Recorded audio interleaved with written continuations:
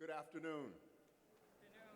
It is with great excitement, joy, and respect that I welcome you to the 55th Commencement ceremony.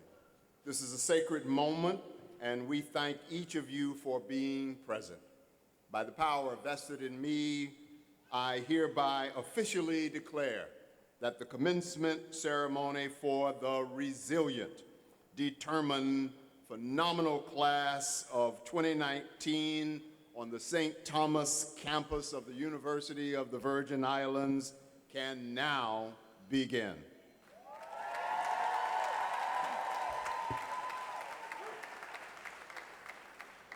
And this class is so special that so many special people have joined us today, and I would like to recognize and honor those, especially those who are on the platform. First, I'd like to recognize the Honorable Albert Bryan, Jr., Governor of the U.S. Virgin Islands and an alum of this university. The Honorable Tregenza A. Roach, Esquire, Lieutenant Governor of the U.S. Virgin Islands. Honorable Stacy Plaskett, VI Delegate to Congress. The Honorable Myron Jackson, Senate Vice President of the 33rd Legislature, and all of the other members of the 33rd Legislature who are present, I ask that they would stand and be recognized as well.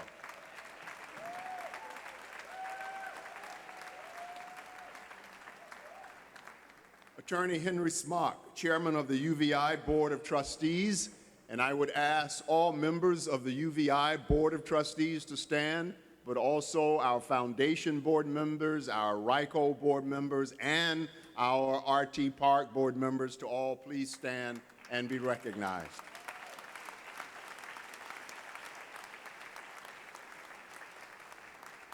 Our keynote speaker, who I will introduce in just a short while, the Honorable Bakari Sellers. Our honorary doctorate recipient, who I will also introduce shortly, Mr. Cornell A. Williams.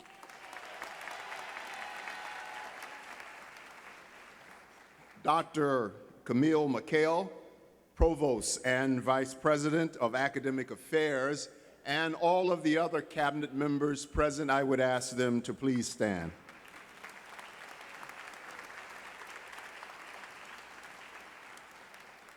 We have dynamic and wonderful students who will be and have presented to you today, and I want to recognize them. The individual who provided the invocation is Monitrick Olive. Anaya Ferris is your class speaker, and Anthony will provide the benediction. And one of the special treats for faculty members is to be selected by the class to serve as the class marshal, and Dr. Yakini Brandy is our marshal for this ceremony. The next group of individuals will be introduced later by our provost, but all of our academic deans and the director of the PhD program, we would ask that they stand and be recognized.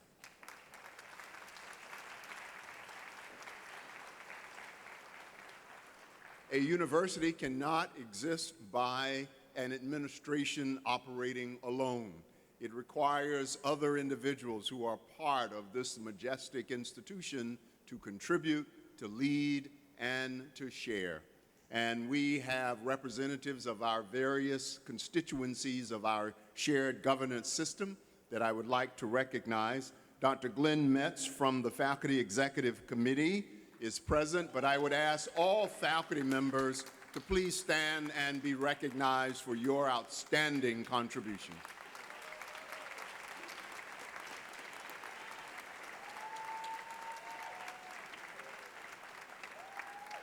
Thank you. Dr. Raul Carrillo is the president of the UVI Staff Council and the chair of the UVI Senate. So I would ask that he stand and that members of the Senate and members of the Staff Council who are present, please stand.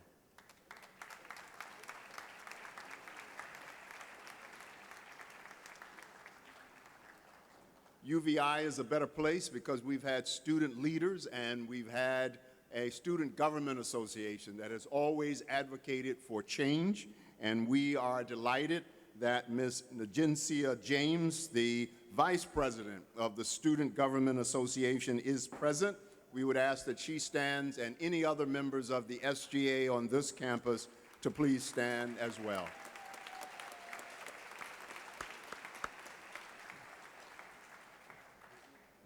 We have some other special guests, and we would like to recognize them. They are representing other institutions who are our partners, and we are delighted that they could be here. First, Ms. Judith Vanderpool, who is the president of H. Lavity Stout Community College in the BVI, the British Virgin Islands. We have the president of the University of St. Martin, Dr. Antonio Carmona Baez.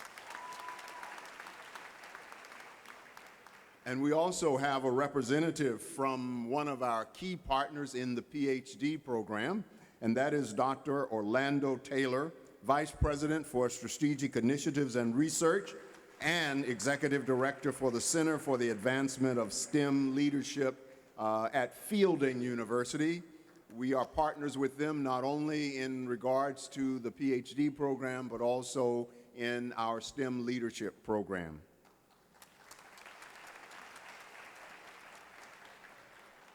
UVI has been in existence for quite a number of years, and one of the joys is when individuals who graduated from this institution come back and participate in our commencement and let us know that their love is still bright for this institution. We have members of the 1969 graduating class who are present, celebrating their 50th reunion. We would ask that the members of our 1969 class to please stand and be recognized.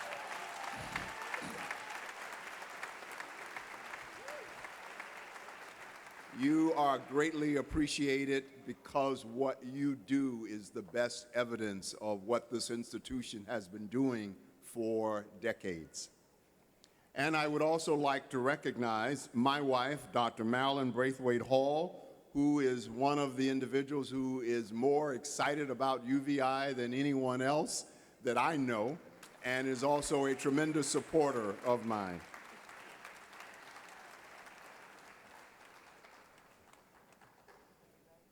All of you are our special guests, but I really want the class to join me as they stand and thank the parents, guardians, and other individuals, friends who have supported this class. Will all relatives and friends of this class of 2019 please stand so this class can shower you with praise and thanks.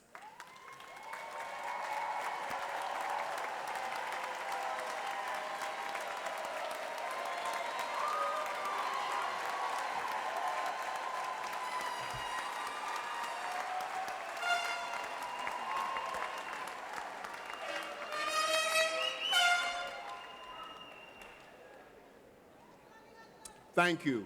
You deserve all of their thanks and praise. To the class of 2019, I want to congratulate you for making it to this point on your journey through life. You have weathered many trials and challenges, and you have weathered the storms of life, including 2 Category 5 hurricanes, and none of it deterred you or kept you from being able to sit here today.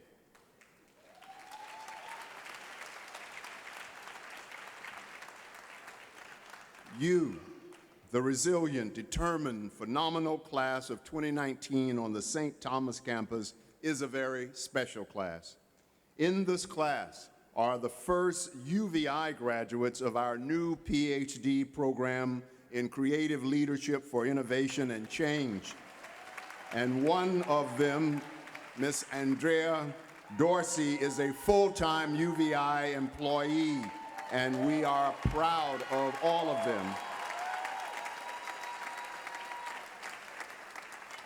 You are a class of exceptional academic rigor. Many of you have been on the dean's list numerous times. Many are graduating with honors, and some of you are going on to selective academic institutions nationally and internationally. I just learned today that your class president is going to be studying international law in Europe, selected to a prestigious institution. But another example of the rigorous academic preparation of UVI is another of your classmates, Mr. Samuel Liebert, who has been accepted to pursue a joint MD and PhD in biomedical engineering at Yale University.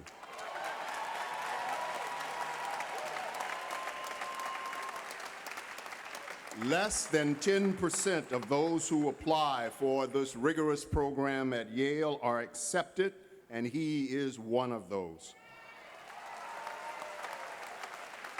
But what the world needs to know is he is not an exception.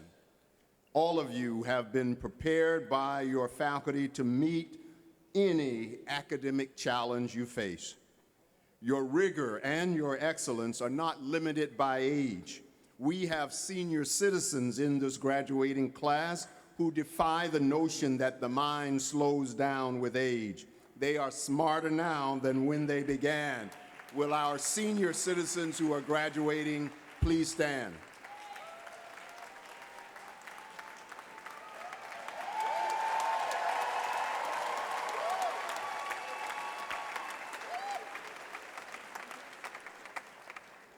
Some of you are the first to receive a degree in your family, and some of you are connected to people who are in your family and are part of this institution.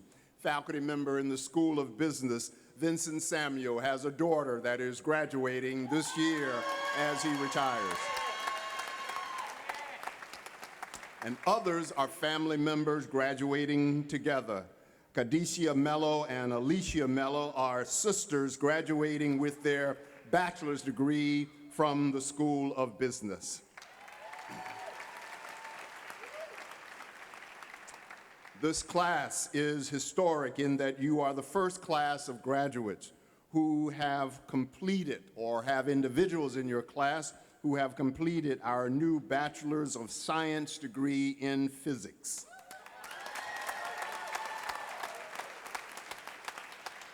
And speaking of the College of Science and Math, many of you are graduates who have competed in poster sessions throughout this nation, and you have come back as winners.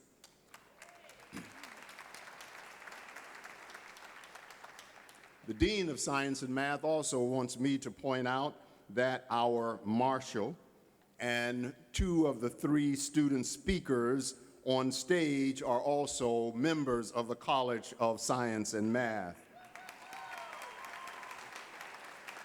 I don't know if that is special or just a conspiracy on the part of Science and Math. Many of you chose to attend this university that was a few miles from your home, and UVI gave you a passport to the world.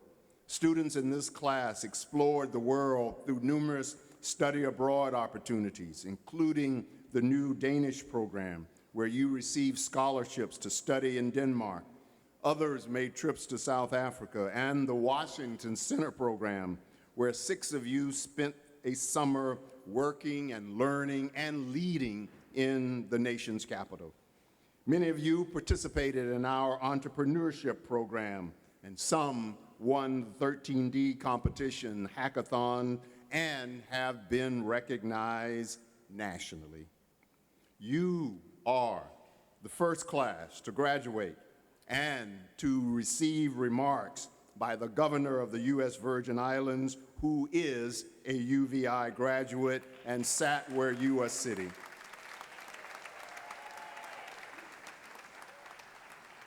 Some of you, unfortunately, lost loved ones on this journey while you were here. Mother, brother, spouse, friend, and yet you remained focused on your goal even in your mourning, and their spirit are smiling at you today, even though they may not be here physically. They are proud of you.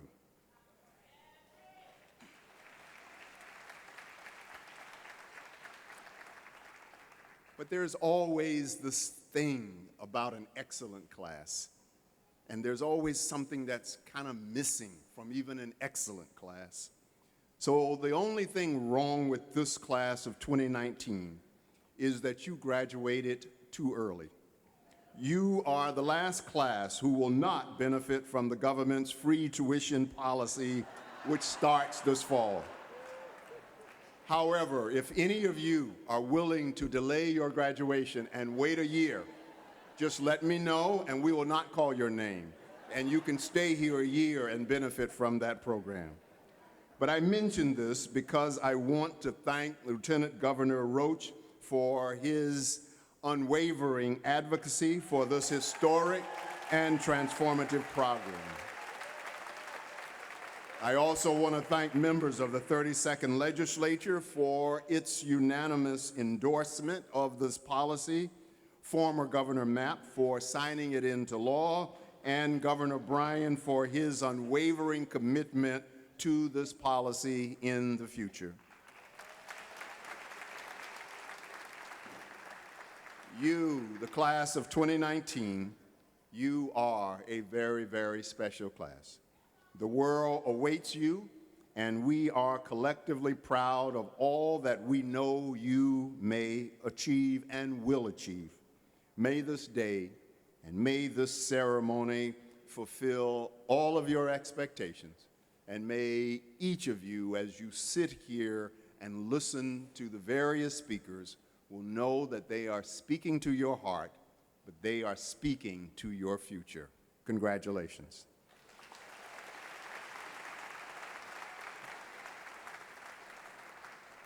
It is my honor now to introduce our keynote speaker. It is more than an honor to introduce the keynote speaker for our 2019 commencement. It is a joy. Rare are the moments when we have someone in our midst who embodies at an exceptional level all of the values we strive to instill within our students.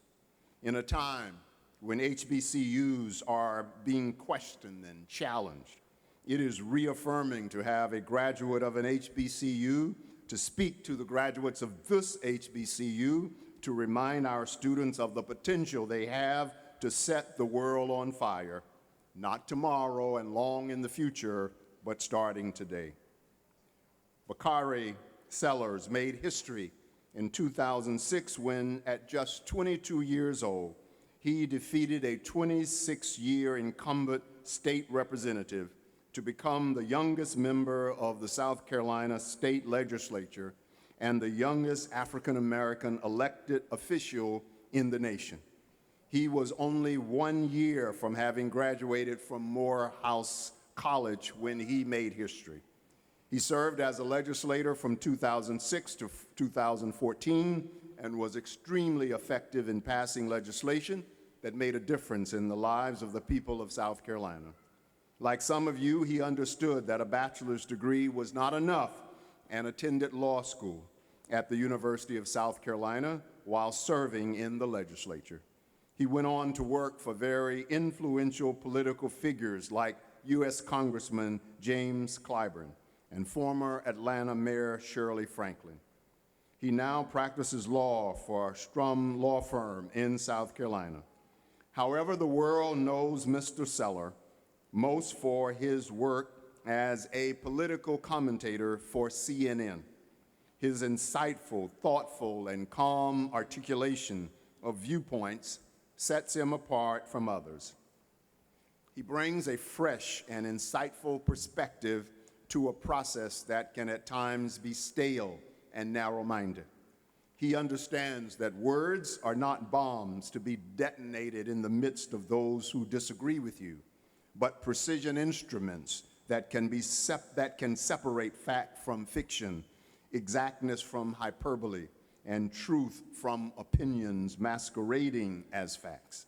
Our keynote speaker uses words in an eloquent and articulate manner, and our political discourse is enhanced because of his presence.